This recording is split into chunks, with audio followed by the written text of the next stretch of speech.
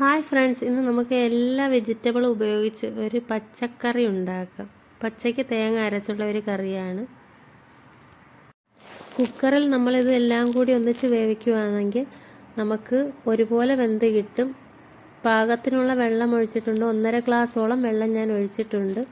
വെള്ളം കൂടി പോകാൻ പാടില്ല. ഇനി ഞാൻ പരലുപ്പാണ് അതിലേക്ക് ചേർത്ത് കുക്കർ അടച്ച് ഒരു വിസിലേ അടിക്കാവുള്ളൂ. പച്ചക്കറി പെട്ടെന്ന് വെന്ത് പോകും. അതുകൊണ്ട് ഒരു വിസിൽ വരെ അത് വേവിച്ചെടുക്കാവുള്ളൂ. ഞാനിവിടെ ഡ്രൈ കോക്കനട്ടാണ് എടുത്തിരിക്കുന്നത്. ഇവിടെ അതാണ് കിട്ടിയത്. പിന്നെ പച്ച തേങ്ങ ഉണ്ടെങ്കിൽ അതരച്ചാലും നല്ലതാണ്.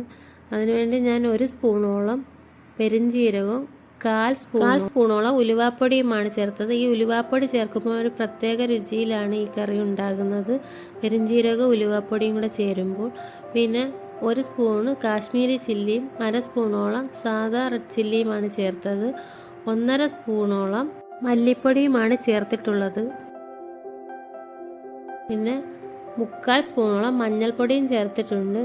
ഈ കറി നമുക്ക് ചോറിന് മാത്രമല്ല അപ്പത്തിനും ഒരുപാട് ഉപയോഗിക്കാവുന്നതാണ്. ഒരു പ്രത്യേക രുചിയാണ്. എല്ലാ വെജിറ്റബിളും ചേർത്ത് ഇങ്ങനെ. ഡ്രൈ കോക്കനട്ട് ആയതുകൊണ്ടാണ് ഞാൻ മിക്സിയിലൊന്ന് പൊടിച്ചിട്ട് അരയ്ക്കുന്നത്. പൊടിച്ചിട്ട് അരച്ചാൽ പെട്ടെന്ന് അരഞ്ഞു കിട്ടും. ഇനി നമുക്ക് 1/2 ഗ്ലാസ് വെള്ളം അതിലേക്ക് ഒഴിക്കാം. അതിനുശേഷം ഒന്നുകൂടി മിക്സിയിൽ അടിച്ചെടുക്കാം. ഇപ്പോൾ നല്ലതുപോലെ അരഞ്ഞ് കിട്ടിയിട്ടുണ്ട്. ഈ പരുവത്തിലായിരിക്കണം അരപ്പ് തയ്യാറാക്കാൻ.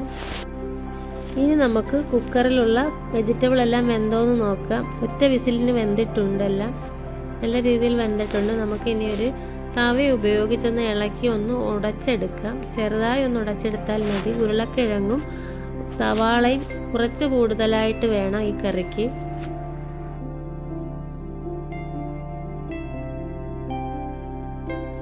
നല്ലതുപോലെ തിളച്ച് വന്നിട്ടുണ്ട്. ഇനി നമുക്ക് അരപ്പ് അതിലേക്ക് ചേർക്കാം. മിക്സി ഒന്ന് ചെറുതായി ഒന്ന് കഴുകി ബാക്കിയുള്ളതും കൂടി അതിലേക്ക് ഒഴിക്കാം. ഒരു ചാറുള്ള കറിയാണ് ഇത്. ഈ കറി തിളച്ച് വന്നപ്പോൾ തന്നെ നല്ല പെരിഞ്ജീരകത്തിൻ്റെ ഉലുവാപ്പൊടിയുടെയൊക്കെ നല്ലൊരു പ്രത്യേക മണം വരുന്നുണ്ട്. ഇനി നമുക്ക് കടുക് താളിക്കണം.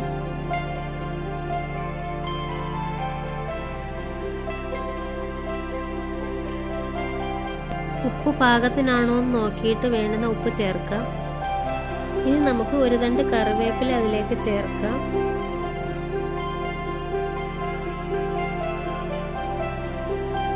ലാസ്റ്റായിട്ട് നമുക്കതിൽ കടുക് വറുത്തൊഴിക്കണം. അതിനുവേണ്ടി ഞാനൊരു ചട്ടി അടുപ്പിൽ വെച്ചിട്ടുണ്ട്. ഓയിലാണ് ഒഴിച്ചത്. ഓയിൽ ചൂടാകുമ്പോൾ കടുക് പൊട്ടിയതിന് ശേഷം നമുക്ക് ബാക്കിയുള്ളത് കൂടി ചേർക്കാം. ഉള്ളി ഒന്ന് മൂത്ത് വന്നതിന് ശേഷം വറ്റൽ മുളകും കറിവേപ്പിലയും ചേർത്തു. എല്ലാം കൂടെ നല്ലതുപോലെ ഒന്ന് മൂത്തതിന് ശേഷം നമ്മൾ ഇത് കറിയിലേക്ക് ചേർക്കുകയാണ്. വെളിച്ചെണ്ണയിലാണെങ്കിൽ ഒരു പ്രത്യേക രുചിയാണ്. ഞാനിവിടെ ഓയിലാണ് തയ്യാറാക്കിയത്. അങ്ങനെ നമ്മുടെ വെജിറ്റബിൾ കറി റെഡിയായിട്ടുണ്ട്. ഈ റെസിപ്പി ഇഷ്ടപ്പെട്ടവർ ഒന്ന് കമൻറ്റിലൂടെ ലൈക്കനും കൂടെ ക്ലിക്ക് ചെയ്തിട്ട് ആളെന്നുള്ള ഓപ്ഷൻ ക്ലിക്ക് ചെയ്താൽ നിങ്ങൾക്ക് ഞാനിടുന്ന വീഡിയോസ് എല്ലാം നോട്ടിഫിക്കേഷനായി വരുന്നതാണ്.